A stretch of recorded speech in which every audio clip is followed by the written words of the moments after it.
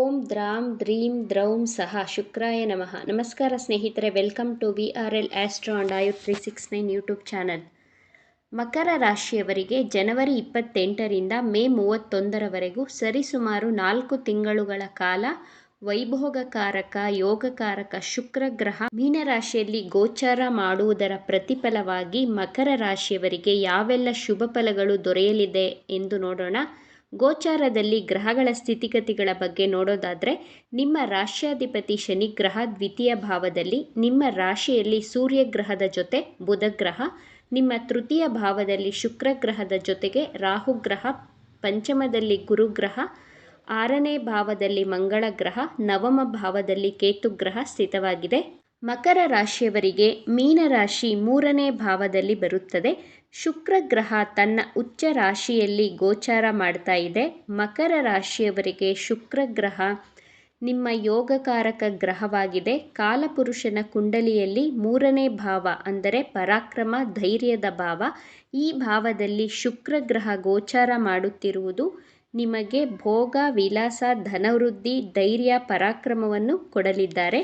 ಯಾರ ಜಾತಕದಲ್ಲಿ ಶುಕ್ರ ಗ್ರಹ ಪಾಸಿಟಿವ್ ಆಗಿ ಇರುತ್ತದೋ ಆ ವ್ಯಕ್ತಿ ನೋಡಲು ಬಹಳ ಸೌಂದರ್ಯಯುತವಾಗಿ ಆಕರ್ಷಕವಾಗಿ ಕಾಣುತ್ತಾರೆ. ಹಣದ ಸಮಸ್ಯೆ ಅಷ್ಟಾಗಿ ಇರುವುದಿಲ್ಲ. ಯಾರ ಜಾತಕದಲ್ಲಿ ಶುಕ್ರ ಗ್ರಹ ಚೆನ್ನಾಗಿದ್ದರೆ ಅವರಿಗೆ ಸುಂದರವಾದಂತಹ ಪತ್ನಿ ಸಿಗುತ್ತಾರೆ.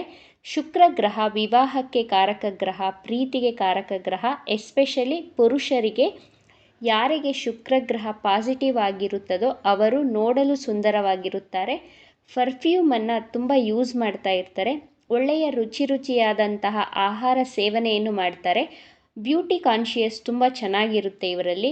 ತುಂಬ ನೀಟಾಗಿ ಡ್ರೆಸ್ಅಪ್ ಮಾಡಿಕೊಳ್ತಾರೆ. ಕೆಲವೊಬ್ಬರ ಬಳಿ ಎಷ್ಟೇ ಹಣವಿದ್ದರೂ ಅವರು ಆ ಹಣದಿಂದ ಯಾವುದೇ ಸುಖಗಳನ್ನು ಅನುಭವಿಸುವುದಿಲ್ಲ. ಹಣವಿದ್ದರೂ ಹಳೆಯ ಬಟ್ಟೆಗಳನ್ನೇ ಧರಿಸುತ್ತಾರೆ. ಸೌಂದರ್ಯ ಪ್ರಜ್ಞೆ ಅಷ್ಟಾಗಿ ಇರುವುದಿಲ್ಲ.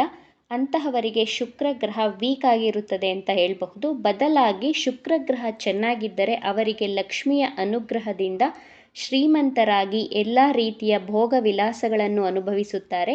ಈ 4 ತಿಂಗಳು ಮಕರ ರಾಶಿಯವರಿಗೆ ಗೋಚಾರದಲ್ಲಿ ಶುಕ್ರ ಗ್ರಹ ತನ್ನ ಉಚ್ಚ ರಾಶಿಯಾದಂತಹ ಮೀನ ರಾಶಿಗೆ ಪ್ರವೇಶ ಮಾಡ್ತಾ ಇದೆ.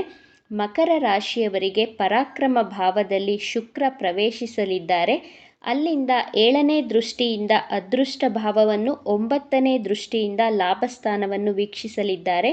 ಶುಕ್ರನ ಜೊತೆ ರಾಹುಗ್ರಹ ಸ್ಥಿತವಾಗಿರುವುದರಿಂದ ಈ 4 ತಿಂಗಳಲ್ಲಿ ಮಕರ ರಾಶಿಯವರಿಗೆ ಹಣದ ಅತ್ಯಧಿಕ ಲಾಭವಾಗುತ್ತದೆ.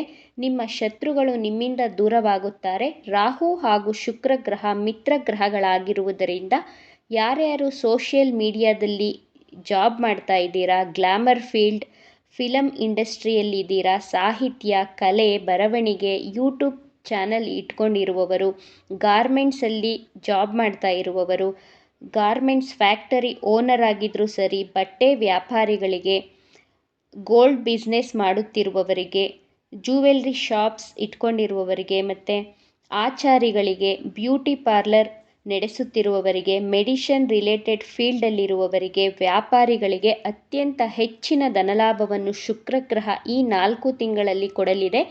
ಈ ಫೀಲ್ಡಲ್ಲಿ ಇರುವವರು ನಿಮ್ಮ ಕೌಶಲ್ಯಗಳನ್ನು, ನಿಮ್ಮ ಸ್ಕಿಲ್ಸ್ಗಳನ್ನು ಡೆವಲಪ್ ಮಾಡಿಕೊಳ್ಳುವುದರ ಮೂಲಕ ಅತ್ಯಂತ ಹೆಚ್ಚಿನ ಧನಲಾಭವನ್ನು ಮಾಡಿಕೊಳ್ತೀರಾ. ರಾಜಕಾರಣಿಗಳಾಗಿದ್ದರೆ ಮಕರ ರಾಶಿಯ ರಾಜಕಾರಣಿಗಳ ವರ್ಚಸ್ಸು ಹೆಚ್ಚಾಗಲಿದೆ. ಕಲೆ ಸಾಹಿತ್ಯ ಸ್ಪೋರ್ಟ್ಸ್ ಫೀಲ್ಡಲ್ಲಿ ಇರುವವರಿಗೆ ಹೆಚ್ಚಿನ ಧನಲಾಭವಾಗಲಿದೆ. ಕುರಿ ಸಾಕಾಣಿಕೆ ಮಾಡುವವರು, ಮೀನುಗಾರಿಕೆ ಮಾಡುವವರು, ಕೃಷಿಕರಿಗೆ, ವ್ಯವಸಾಯ ಮಾಡುವವರಿಗೆ, ರೈತರಿಗೆ ಈ 4 ತಿಂಗಳು ಹೆಚ್ಚಿನ ಧನಲಾಭ. ಜೊತೆಗೆ ಮೀನು ಹಿಡಿಯುವಂತಹ ಮೀನುಗಾರರಿಗೆ ಹೆಚ್ಚಿನ ಮೀನುಗಳು ಸಿಗುವುದರ ಮೂಲಕ ನೀವು ನಿರೀಕ್ಷೆ ಮಾಡಿದ್ದಕ್ಕಿಂತ ಹೆಚ್ಚಿನ ಹಣವನ್ನು ದುಡಿಯುತ್ತೀರಾ. ಬಹಳ ಸಂತೋಷವಾಗಿರ್ತೀರಾ. ಕೋಳಿ ಸಾಕಾಣಿಕೆ, ಕೋಳಿ ಫಾರಂ ಬಿಸ್ನೆಸ್ ಮಾಡುತ್ತಿರುವವರಿಗೆ ಹೆಚ್ಚು ಧನಲಾಭವನ್ನು ತೋರಿಸ್ತಾ ಇದೆ. ಕ್ರಿಯೇಟಿವ್ ಫೀಲ್ಡಲ್ಲಿ ಇರುವವರಿಗೆ ಹೆಚ್ಚಿನ ಧನಲಾಭವನ್ನು ಈ 4 ತಿಂಗಳಲ್ಲಿ ನೋಡುತ್ತೀರಾ.